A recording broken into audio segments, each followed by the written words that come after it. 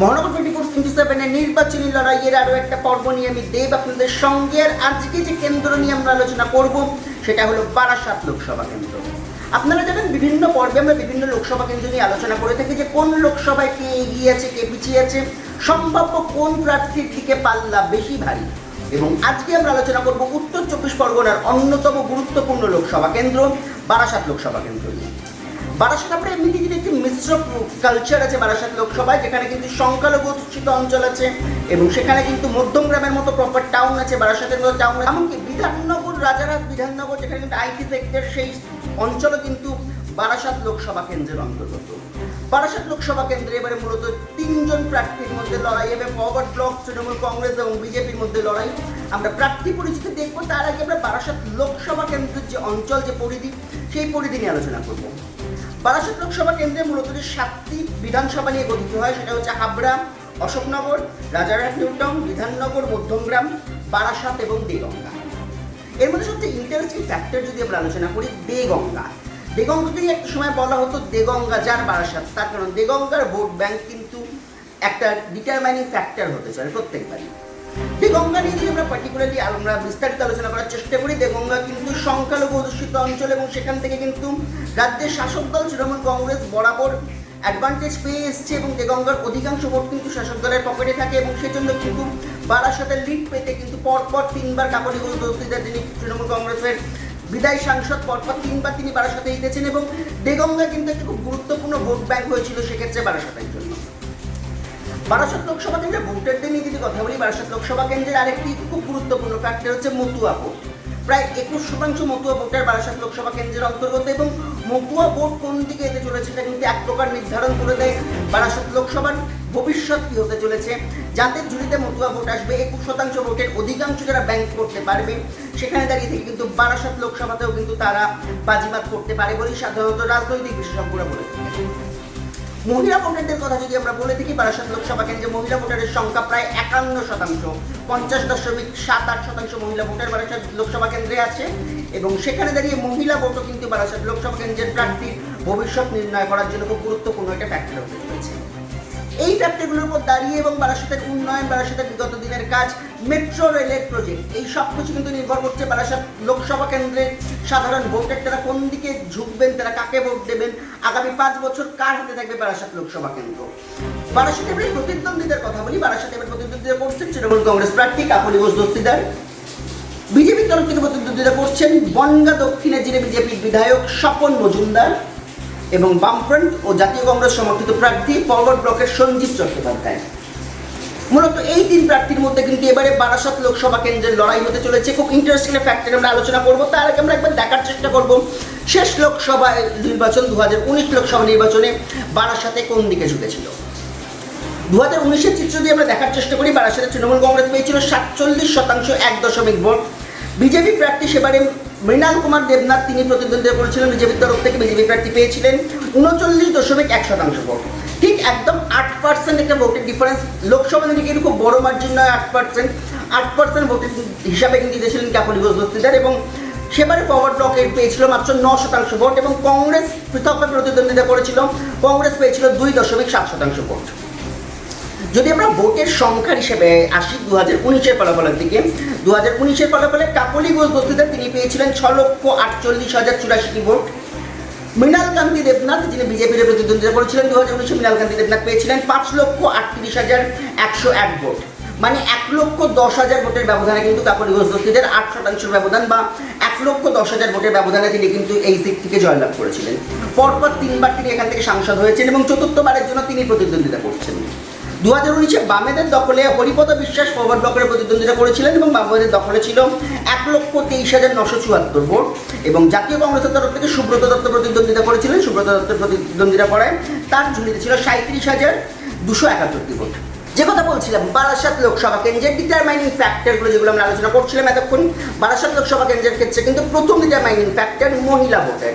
প্রায় 51% মহিলা ভোটের এবং ভোটের আগে আমরা দেখেছি লক্ষ্মীর ভান্ডার বাড়িয়ে দেওয়া হয়েছিল 500 থেকে 1000 এবং 1000 থেকে 1400 টাকা এবং সেটা কিন্তু অবশ্যই রাজনৈতিক মহলের মতে মহিলা ভোটারদের আকর্ষিত করার জন্য, মহিলা ভোটারদের সঙ্গে পাওয়ার জন্য কিন্তু ভোটের আগে লক্ষ্মীর ভান্ডার মাস্টার স্ট্রোক ছিল রাজ্যের শাসক দল তৃণমূল কংগ্রেসের।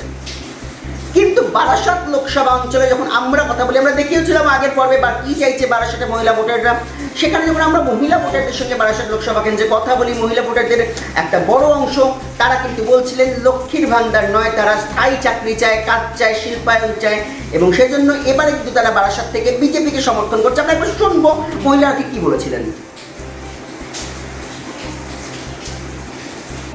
আমি থাকি মধ্যমগ্রামে থাকেন। দিদি, এবারে লোকসভা নির্বাচন 2024, কদিন পরই আপনার এখানে 1 তারিখ ভোট, কি বুঝছেন বা আপনি কাকে চাইছেন?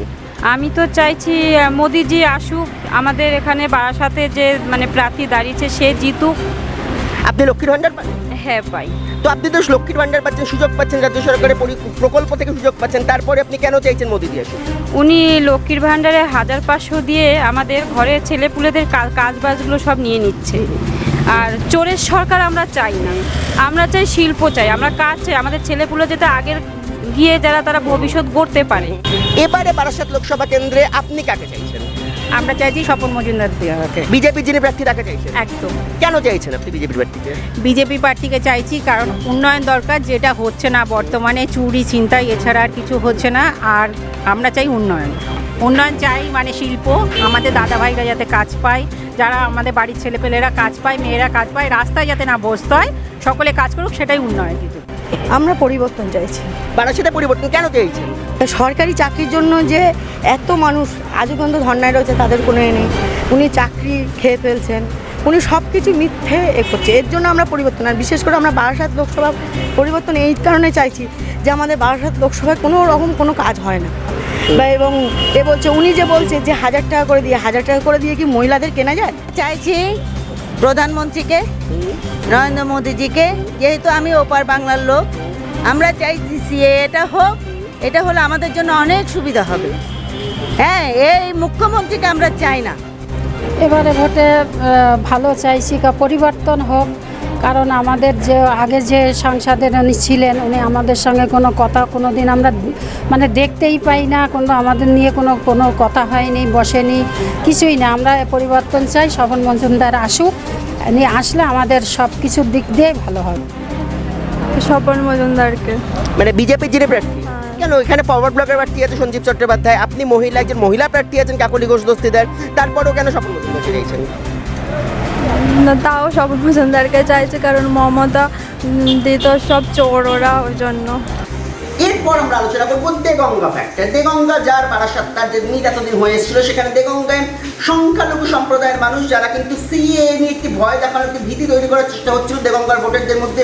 শুধু দেগঙ্গার সারা রাজ্যের সংখ্যালঘু মানুষকে সিএ নিয়ে ভীতি তৈরি করার চেষ্টা করা হচ্ছিল, কিন্তু বিজেপির তরফ থেকে বা কেন্দ্রের তরফ থেকে যে লাগাতার প্রচার চলছে সিএএ কারণ নাগরিকত্ব কেড়ে নেওয়ার জন্য নয়, নাগরিকত্ব দেওয়ার জন্য, সে জায়গায় দাঁড়িয়ে এমনকি কেন্দ্রের যে বিভিন্ন প্রকল্প আছে সেই বিভিন্ন প্রকল্পে কিন্তু একাধিক সংখ্যালঘু মানুষ উপকৃত হয়েছেন, সেখানে কিন্তু সংখ্যালঘু মানুষরা কেন্দ্রের প্রকল্পে উপকৃত হন না এমন নয়।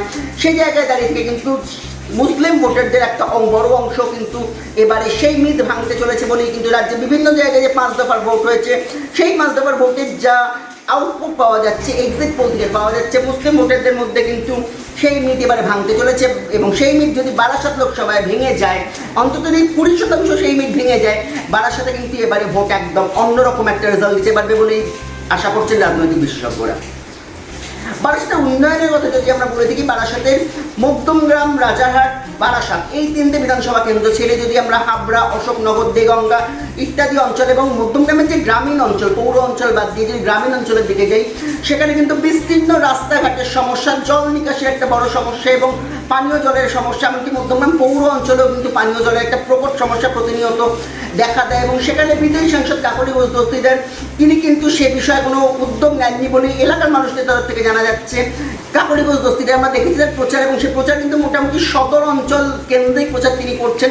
অন্যদিকে বনগাঁ দক্ষিণের বিধায়ক যিনি ছিলেন স্বপন মজুমদার, তাকে আমরা দেখেছি বারাসাতের প্রান্তিক অঞ্চল, বারাসাত লোকসভা অন্তর্গত সেই প্রান্তিক অঞ্চলে গিয়ে মানুষের সঙ্গে জনসংযোগ করা, এবং সেখানে মানুষের যে সারা যে চিত্র বারবার উঠে এসছে বিভিন্ন সংবাদ মাধ্যমের ক্যামেরায়, সেখানে দাঁড়িয়ে থেকে কিন্তু খানিকটা অ্যাডভান্টেজ জোরে থাকছেন স্বপন মজুমদার। অন্যদিকে বিধায়ক হিসাবে স্বপন মজুমদারের কাজ, স্বপন মজুমদারের জনসংযোগ এবং স্বপন মজুমদারের অ্যাভেলেবিলিটি, সাধারণ মানুষ যখন প্রয়োজন তাকে পান, সেটা কিন্তু অবশ্যই একটা পজিটিভ সাইন দিতে চলেছে বারাসাতে এবারে বিজেপির পক্ষে। সিএ যেটা আমরা বলছিলাম, সিএ লাগু হয়েছে এবং সিএ এর ফলে মতুয়া ভোটাররা, তারা যারা মতুয়া ভোটার আছেন তারা নাগরিকত্ব, স্থায়ী নাগরিকত্ব পেতে পারে এবং সেদিকে দাঁড়িয়ে থেকে মতুয়া ভোটের একটা বড় অংশ কিন্তু এবারে বিজেপি ঝুলে যেতে চলেছে, যেটা কিন্তু অবশ্যই চিন্তায় রাখবেন তৃণমূল কংগ্রেস প্রার্থী তথা 3 বারের সাংসদ কাকলি ঘোষদস্তিদারকে। এলাকার সাধারণ মানুষের যে বিভিন্ন সমস্যা, যে বিভিন্ন দৈনিক প্রয়োজন, সেখানে দাঁড়িয়ে থেকে বিগত 15 বছর ধরে মানুষের দৈনন্দিন চাহিদার একটা বড় অংশ কিন্তু সেখানে তারা পায়নি এবং সেই না পাওয়াও কিন্তু একটা বড় ডিসঅ্যাডভান্টেজ হতে পারে তৃণমূল কংগ্রেস প্রার্থী কাকলি ঘোষদস্তিদারের। মেট্রো সম্প্রসারণের কাজ দীর্ঘদিন ধরে পেন্ডিং পড়ে আছে, সেখান থেকে সাংসদকে কিন্তু সংসদ ভবনে মেট্রো সম্প্রসারণ নিয়ে সেভাবে গলার উঁচু করতে দেখা যায়নি বলে অভিযোগ করছে বারাসাতের বিভিন্ন এলাকার মানুষ। এবং সেখানে বিজেপির সাংসদ থাকলে, যে কেন্দ্রে যদি বিজেপির সরকার থাকে, খুব সহজেই মেট্রো সম্প্রসারণ হবে বলেই আশা করছেন সাধারণ মানুষ। এবং এবারে কিন্তু যে নির্বাচনের যে হাওয়া বইছে, নির্বাচনের যে এখনো পর্যন্ত ধারণা তৈরি হয়েছে আর মাত্র 10 দিন বাকি নিয়ে নির্বাচন শেষ, 1 সপ্তাহ নির্বাচনের বাকি, সেখানে দাঁড়িয়ে থেকে এখনো পর্যন্ত ট্রেন্ড চলছে বারাসাতে। সাধারণ মানুষ কিন্তু বলছে এবারে বারাসাত পরিবর্তন দেখতে চাই। নির্বাচনে কি হবে এটা আমরা 1 তারিখ নির্বাচন এবং 4 তারিখ রেজাল্ট 4 তারিখেই জানতে পারবো। কিন্তু সাধারণ মানুষের, বিশেষত মহিলা ভোটারদের মধ্যে যে উদ্দীপনা আমরা দেখেছি বারাসাতের বিভিন্ন অঞ্চল ঘুরে, বারাসাত লোকসভা কেন্দ্রের গ্রামীণ অঞ্চল, সদর অঞ্চল, বিভিন্ন অঞ্চল ঘুরে মহিলাদের সঙ্গে কথা বলে, বিভিন্ন বয়সী ভোটারদের সঙ্গে কথা বলে যে সমীক্ষা আমাদের হাতে উঠে এসছে, সেই সমীক্ষা অনুযায়ী কিন্তু এখনো পর্যন্ত শেষ মুহূর্তে 1 সপ্তাহ আগে পর্যন্ত অ্যাডভান্টেজ জোনে আছেন বিজেপি প্রার্থী স্বপন মজুমদার। আমরা আলোচনা করবো অন্যান্য লোকসভা কেন্দ্র নিয়ে, বিভিন্ন জায়গার আপডেটস নিয়ে আমরা আলোচনা করবো এবং সারাদিনের সব খবরের জন্য অবশ্যই চোখ রাখুন মহানগর 24/7।